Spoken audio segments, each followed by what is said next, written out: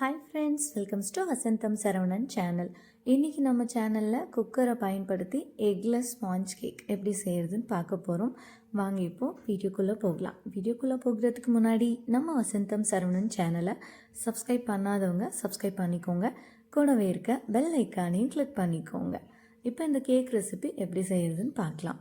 Valentine's டேக்காக red velvet cake செய்யலாம் அப்படின்னு சொல்லி தான் நான் இந்த கேக் ரெசிபியை செய்ய ஆரம்பிக்கும் போது என்னமோ எல்லாமே கரெக்டாக தான் போகிற மாதிரி இருந்துச்சு. ஆனால் அவுட்புட் மட்டும் நான் எக்ஸ்பெக்ட் பண்ணது மாதிரி இல்லாமல் கொஞ்சம் டிஃப்ரெண்ட்டாக தான் கிடச்சிருந்தது.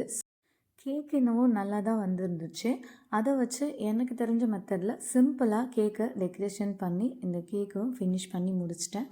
ஃபஸ்ட்டு இந்த கேக் செய்கிறதுக்கு தேவையான பொருட்கள் என்னென்னு பார்த்துடலாம். நான் இன்றைக்கி ரெட் வெல்வெட் கேக் செய்கிறதுக்காக தான் ஃபஸ்ட்டு கேக் செய்ய ஆரம்பிச்சிருந்தேன். ஸோ அதுக்கு கலருக்காக பீட்ரூட் எடுத்து வச்சுருக்கேன். நம்ம ரெட் வெல்வெட் கேக் செய்யும்போது கலர் எசன்ஸ் ஆட் பண்ணுவோம் இல்லையா, அதுக்கு பதிலாக நேச்சுரலாக கலர் நம்மளே ரெடி பண்ணிக்கலாம் அப்படின்னு சொல்லி தான் பீட்ரூட் எடுத்து வச்சுருக்கேன். இப்போ பீட்ரூட்டோட தோல் எல்லாம் சீவியாச்சு. அது நல்லா வாஷ் பண்ணி எடுத்துகிட்டு நம்ம சீவலில் சேர்த்து இதை நல்லா துருவி வச்சுக்கலாம் ஃபஸ்ட்டு. இப்போ துருவின பீட்ரூட்டை ஒரு பிளேட்டுக்கு மாற்றி வச்சுருக்கேன். இப்போ இதை நல்லா காய வச்சு எடுத்துக்கணும். இப்போ துருவின பீட்ரூட்டை வெயிலில் நல்லா காய வச்சு வச்சுருக்கேன். இது ஒரு 2-3 நாள் போல் நல்லா காயணும். பீட்ரூட்டில் ஈரப்பதம் இல்லாமல் நல்லா ட்ரையாக காய வச்சு எடுத்துக்கணும். இப்போ பீட்ரூட் ஒரு 2 நாள் போல் நல்லா காய வச்சு எடுத்து வச்சுருக்கேன். இப்போ இந்த பீட்ரூட் எடுத்து ஒரு மிக்ஸி ஜாருக்கு மாற்றி வச்சுக்கலாம். இப்போ இந்த பீட்ரூட்டை ஒரு மிக்ஸி ஜாருக்கு மாற்றி வச்சுருக்கிறேன். இப்போ இதை நம்ம நல்லா ஃபைன் பவுடராக அரைச்சி எடுத்துக்கணும். இது கூட நான் கொஞ்சமாக சர்க்கரை சேர்த்து அரைச்சிக்கிறேன்.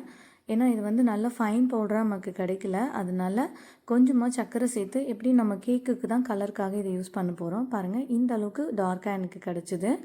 இப்போ இது கூட கொஞ்சமாக சர்க்கரை சேர்த்து அரைச்சி எடுத்து வச்சுருக்கேன்.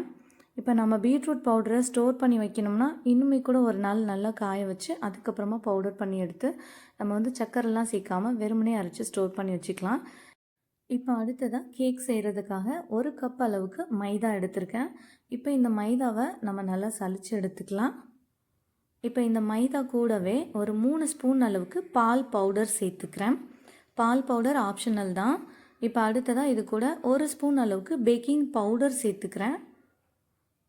அடுத்ததாக ஒரு 1/2 ஸ்பூன் அளவுக்கு பேக்கிங் சோடா, 1 ஸ்பூன் அளவுக்கு பேக்கிங் பவுடர், 1/2 ஸ்பூன் அளவுக்கு பேக்கிங் சோடா சேர்த்துட்டு இதை நம்ம நல்லா சலிச்சு எடுத்துக்கலாம்.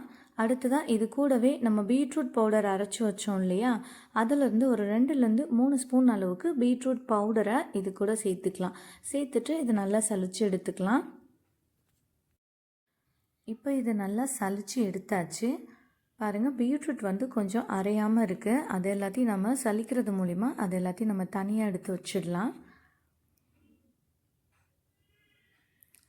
இப்போ இந்த மாவை நல்லா மிக்ஸ் பண்ணி விட்டுக்கலாம். இது அப்படியே இருக்கட்டும். அடுத்ததாக ஒரு மிக்ஸி ஜார் எடுத்து வச்சுருக்கிறேன். இப்போது இந்த மிக்ஸி ஜாரில் ஒரு 3/4 கப் அளவுக்கு சர்க்கரை சேர்த்துக்கிறேன். நம்ம எந்த கப்பால் மைதா அளந்து எடுத்துக்கிட்டோமோ அதே கப்பில் 3/4 கப் அளவுக்கு சர்க்கரை சேர்த்துக்கிறேன். இப்போ இந்த சர்க்கரையை சேர்த்துட்டு இது நல்லா ஃபைன் பவுடராக அரைச்சி எடுத்துக்கலாம். இப்போ சர்க்கரையை அரைச்சி எடுத்து வந்தாச்சு. இப்போ இது கூடவே ஒரு 1/2 கப் அளவுக்கு மெல்ட் பண்ணி வச்சுருக்கிற பட்டரை சேர்த்துக்கிறேன். நம்ம பட்டருக்கு பதிலாக ரீஃபைண்ட் ஆயில் ஏதாவது இருந்தால் கூட சேர்த்துக்கலாம். வாசனை இல்லாத எண்ணெய் ஒரு 1/2 கப் சேர்த்துக்கலாம். இப்போ அடுத்ததான் அது கூடவே ஒரு 1/2 கப் அளவுக்கு கெட்டியான தயிர் சேர்த்துக்கிறேன். இப்போ இது 3த்தையும் நல்லா அரைச்சி எடுத்துக்கலாம். தயிர் ரூம் டெம்பரேச்சருக்கு இருக்கணும். ஃப்ரிட்ஜ்குள்ளே எடுத்து வச்சு அப்படியே நம்ம செய்ய ஆரம்பிச்சிடக்கூடாது. நல்லா ரூம் டெம்பரேச்சருக்கு வந்த பிறகு தான் நம்ம இந்த கேக் செய்ய ஆரம்பிக்கணும். இப்போ நம்ம அரைச்சி வச்சுருக்கோம் இல்லையா, அந்த மிக்சரை நம்ம ஆல்ரெடி சலிச்சு வச்சுருக்க மாவோடு சேர்த்துக்கலாம். சேர்த்துட்டு இது நல்லா ஒரு விஸ்க் வச்சு இல்லை ஒரு கரண்டியை வச்சு நல்லா கலந்து விட்டுக்கலாம். இப்போ அடுத்ததாக இது கூட ஒரு 1/4 கப் அளவுக்கு காய்ச்சி ஆற வச்ச பால் கொஞ்சம் கொஞ்சமாகவே சேர்த்துக்கிறேன். நமக்கு கேக் செய்கிறதுக்கு தேவையான அளவுக்கு அந்த பேட்டரோட கன்சிஸ்டன்சி வர வரைக்கும் நம்ம கொஞ்சம் கொஞ்சமாக பால் சேர்த்து இந்த மாதிரி மிக்ஸ் பண்ணி விட்டுக்கலாம். இப்போ நம்ம பீட்ரூட் பவுடர் சேர்த்தோம் இல்லையா, அது கலர் கொஞ்சம் கம்மியாக இருக்குது. அதனால் நான் இன்னும் ஒரு 2 ஸ்பூன் அளவுக்கு பீட்ரூட் பவுடரை இது கூட சேர்த்துக்கிறேன். இது மாதிரி சலிச்சுட்டு சேர்த்தாச்சு. இப்போ அடுத்ததாக மறுபடிக்கும் இதை நல்லா கலந்து விட்டுக்கலாம்.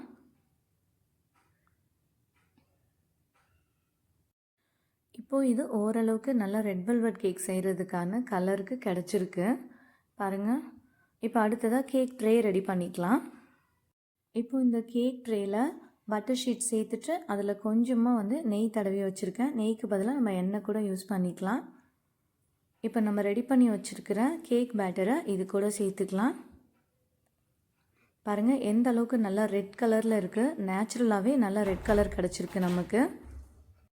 இப்போது கேக் பேட்டர் வந்து ரெடி பண்ணிவிட்டு அது கூட நான் ஆல்ரெடி வந்து எசன்ஸ் வந்து மிக்ஸ் பண்ணிட்டேன். நான் இன்றைக்கி எந்த எசன்ஸ் யூஸ் பண்ணியிருக்கேன்னா வெனிலா எசன்ஸ் தான் யூஸ் பண்ணியிருக்கேன் இந்த கேக் செய்கிறதுக்காக. உங்களுக்கு விருப்பமான எசன்ஸ் என்ன வேணாலும் நம்ம ஆட் பண்ணிக்கலாம். இப்போ கேக் பேட்டரை சேர்த்த பிறகு இது நல்லா நம்ம இந்த மாதிரி டேப் பண்ணி விட்டுக்கலாம். அப்போ தான் அதுலேருந்து அந்த ஏரெல்லாம் ரிலீஸ் ஆகி வரும்.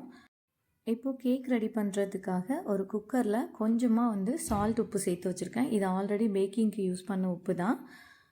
குக்கர் வந்து ப்ரீஹீட் பண்ணி வச்சுக்கணும். ஒரு 10 மினிட்ஸ்க்கு ப்ரீஹீட் பண்ணிட்ட பிறகு இந்த மாதிரி நம்ம சால்ட்டு சேர்த்துட்டு இந்த மாதிரி ரவுண்ட் ஷேப்பில் இருக்க ஒரு ஸ்டாண்ட் வந்து எடுத்து வச்சுக்கணும். இப்போ இதுக்கு மேலே நம்ம ரெடி பண்ணி வச்சுருக்கிற கேக் ட்ரேயை நல்லா சென்டராக பார்த்து ப்ளேஸ் பண்ணி வச்சுக்கலாம். இப்போது கேக் ட்ரேயை குக்கருக்குள்ளே வச்சுட்டு குக்கரை க்ளோஸ் பண்ணி வச்சிடலாம். குக்கரில் விசிலும் கேஸ்கட்டும் நம்ம வந்து போடக்கூடாது. ஒரு 45 மினிட்ஸ் 35லேருந்து 45 மினிட்ஸ் ஃபுல் சிம்மில் வச்சு நம்ம இந்த கேக்கை பேக் பண்ணி எடுத்துக்கணும். இப்போ 45 மினிட்ஸ்க்கு அப்புறமா இந்த கேக்கை ஓப்பன் பண்ணி பார்க்கலாம். பாருங்கள் கேக் நல்லா வந்து உப்பி நல்லா வெந்து வந்திருக்கு. இப்போ கேக் நல்லா வெந்து வந்திருக்கா என்னன்னு சொல்லிட்டு ஒரு நைஃப் வச்சு செக் பண்ணி பார்த்துக்கலாம். இந்த மாதிரி நைஃப் வச்சு செக் பண்ணும்போது கத்தியில் ஒட்டாமல் வரும். அந்த மாதிரி வந்ததுன்னா கேக் நல்லா வந்து வெந்து வந்திருக்குன்னு அர்த்தம். நம்ம பாதி அளவுக்கு தான் அந்த கேக் பேட்டரை இந்த ட்ரேயில் சேர்த்துருந்தோம். பாருங்கள் நல்லா ஃபுல்லாகவே கேக் வந்து நல்லா உப்பி வந்திருக்கு. இப்போ இந்த கேக் நல்லா ஆறிட்ட பிறகு சுற்றி கத்தி வச்சு எடுத்து விட்டுக்கலாம். எடுத்து விட்டுட்டு ஒரு பிளேட்டுக்கு மாற்றிக்கிறேன். நான் ஆல்ரெடி வீடியோ ஆரம்பிக்கும் போதே சொல்லியிருப்பேன் ஒரு சின்ன மிஸ்டேக் ஆகிடுச்சு அப்படின்னு சொல்லி. நம்ம ஆக்சுவலி கேக் பேட்டர் சேர்க்கும் போது அது என்ன கலரில் நல்லா ரெட் கலரில் இருந்துச்சு. பட் அதோட அவுட்புட் பார்த்திங்கன்னா இந்த மாதிரி கொஞ்சம் ப்ரௌன் கலர், அது ரெட்டிஷ் ப்ரௌன் கலர் மாதிரி தான் நமக்கு கிடச்சிருந்துச்சு. ஃபுல் ரெட்டாக வந்து கிடைக்கவே இல்லை. ரெட் வெல்வெட் கேக்கு பதிலாக எனக்கு கிடைச்சது என்னவோ ப்ரௌன் வெல்வெட் கேக்கு தான். ஆனால் கேக் ரொம்பவே நல்லா சாஃப்டாக கிடச்சிருந்தது. அதனால தான் வீடியோட ஆரம்பத்திலே சொல்லியிருப்பேன் ஒரு சின்ன மிஸ்டேக் ஆகிடுச்சு. எக்ஸ்பெக்ட் பண்ணது ஒன்று, ஆனால் கிடைச்ச அவுட்புட் வந்து வேறு தான் கிடச்சிது அப்படின்னு சொல்லி. இப்போ இந்த கேக்கை ஒரு ஹார்ட்டின் ஷேப்க்கு கட் பண்ணி எடுத்துக்கலாம். பாருங்கள் பார்க்கும்போதே எந்த அளவுக்கு நல்ல ஃப்ளஃபியாக சாஃப்டாக கிடச்சிருக்கு இந்த கேக்கு. ரொம்பவே சாஃப்டாக இருந்துச்சுங்க. இப்போ இதை சைடில் கட் பண்ணிவிட்டு எனக்கு தெரிஞ்ச மெத்தடில் ஒரு ஹார்ட்டின் ஷேப்க்கு இதை நான் கொண்டு வந்துக்கிறேன்.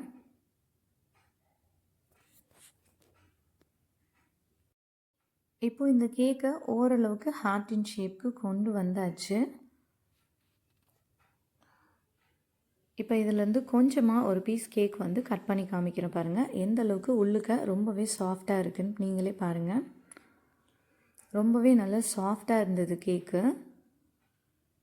இப்போ இந்த கேக்கை ஒரு சிம்பிளான மெத்தடில் நம்ம டெக்கரேட் பண்ணி வச்சுக்கலாம். அதுக்காக ஃபஸ்ட்டு இந்த கேக்கை இந்த மாதிரி சென்டரில் 2ஆக வந்து கட் பண்ணி எடுத்துக்கிறேன்.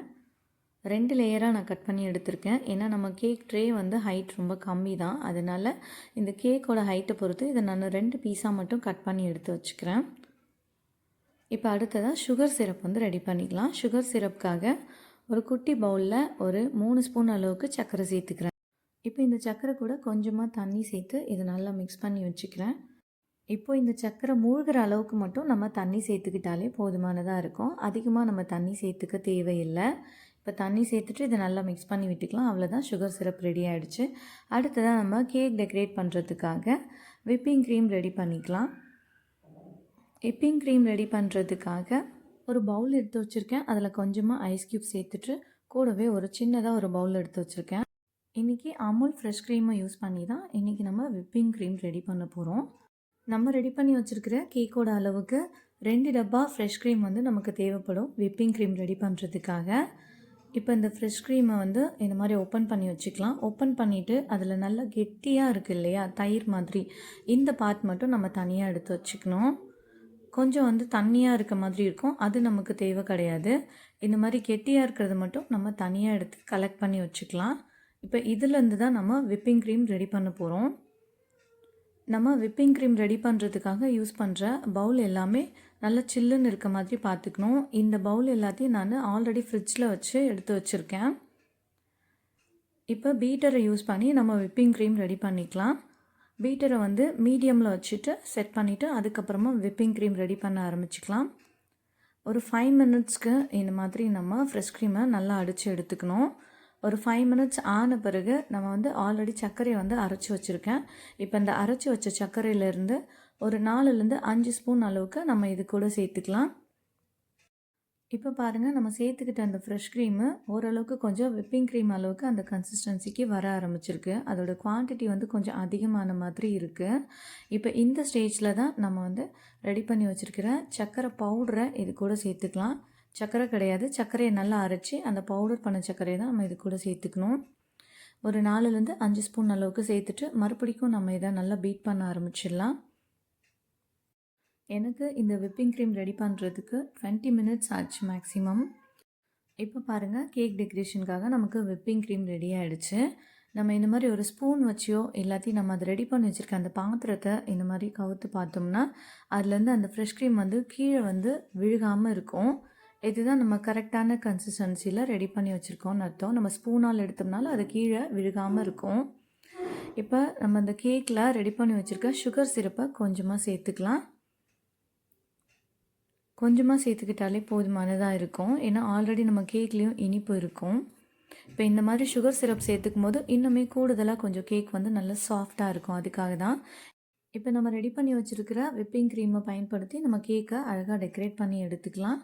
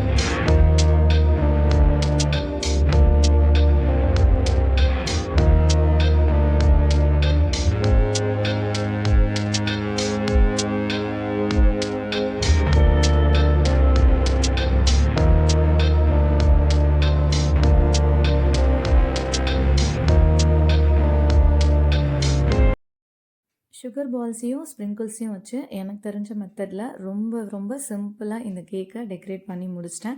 ஆக்சுவலாக இந்த கேக் செய்ய ஆரம்பிக்கும் போது வேறு டிசைன் தான் யோசித்து வச்சுருந்தேன், ரெட் வெல்வெட் கேக்கு. பட் நமக்கு ரெட் கலரில் கேக் கிடைக்காததால் அதை அப்படியே மாற்றி அந்த டைமுக்கு என்ன தோணுச்சோ அதை அப்படியே செஞ்சு முடிச்சிட்டேன். நம்ம ஃப்ரெஷ் க்ரீமை வச்சு இந்த விப்பிங் க்ரீம் ரெடி பண்ணி இருந்ததால் சீக்கிரத்துலேயே மெல்ட் ஆக ஆரம்பிச்சிடுச்சு. பார்க்கும்போது உங்களுக்கே தெரியும். ஒன்ஸ் நம்ம இந்த கேக்கை நம்ம ரெடி பண்ணி முடிச்சிட்டோம் அப்படின்னா அதுக்கப்புறம் நம்ம இந்த கேக்கை எடுத்து ஃப்ரிட்ஜ்குள்ளே வச்சிடலாம். அப்போது தான் கேக் டெக்கரேஷன் பண்ண அந்த விப்பிங் க்ரீம் வந்து கொஞ்சம் மெல்ட் ஆகாமல் இருக்கும் நமக்கு. இப்போ இந்த கேக்கை கட் பண்ணி காமிக்கிறேன் பாருங்கள். ரொம்பவே சாஃப்டாக இருந்துச்சு கேக்கு. சாப்பிட்றதுக்கும் செம்மையாக இருந்துச்சு, வித்தியாசமான ஃப்ளேவரில். ஏன்னா நம்ம பீட்ரூட் பவுடர் சேர்த்து வச்சுருக்கோம். அதனால் அதோட ஃப்ளேவரோட சேர்ந்து நல்லா இருந்துச்சு இந்த கேக் சாப்பிட்றதுக்கு. எனக்கு ரொம்ப பர்சனலாக பிடிச்சிருந்துச்சு. உங்களுக்கு விருப்பம் இல்லைன்னா நீங்கள் அந்த பீட்ரூட் பவுடரை கூட நீங்கள் ஸ்கிப் பண்ணிக்கலாம். அதுக்கு பதிலாக ஃபுட் கலர் எசன்ஸ்னு சொல்லி கேக்குக்கு யூஸ் பண்ணுறது கடைகளில் கிடைக்குது. நீங்கள் அதை கேட்டு வாங்கி இந்த food colour essence, sprinkles, sugar balls இது எல்லாமே கேக்குக்கு டெக்கரேஷன் பண்ணுறது இது எல்லாமே கடைகளில் கிடைக்குது. நீங்கள் அதை கேட்டு வாங்கி பயன்படுத்திக்கலாம். அப்படி இல்லைன்னா நம்ம வெறுமனே ப்ளெயின் கேக்காக கூட இதே மெத்தடை ஃபாலோ பண்ணி செஞ்சுக்கலாம். பீட்ரூட் பவுடர் மட்டும் ஸ்கிப் பண்ணிக்கிட்டு. ஓகே ஃப்ரெண்ட்ஸ், கண்டிப்பாக இந்த மெத்தடை ஃபாலோ பண்ணி சிம்பிளாக உங்கள் வீட்டிலே கேக் செஞ்சு பாருங்கள். செஞ்சு பார்த்துட்டு இதோட டேஸ்ட்டு எப்படி இருந்ததுன்னு கமெண்ட் பண்ணுங்கள். இந்த ரெசிபி உங்களுக்கு ரொம்ப பிடிச்சிருந்தா இந்த வீடியோவை உங்களோட ஃபேமிலி அண்ட் ஃப்ரெண்ட்ஸ்க்கு ஷேர் பண்ணுங்கள், லைக் பண்ணுங்கள், கமெண்ட் பண்ணுங்கள். தேங்க்ஸ் ஃபார் வாட்சிங்.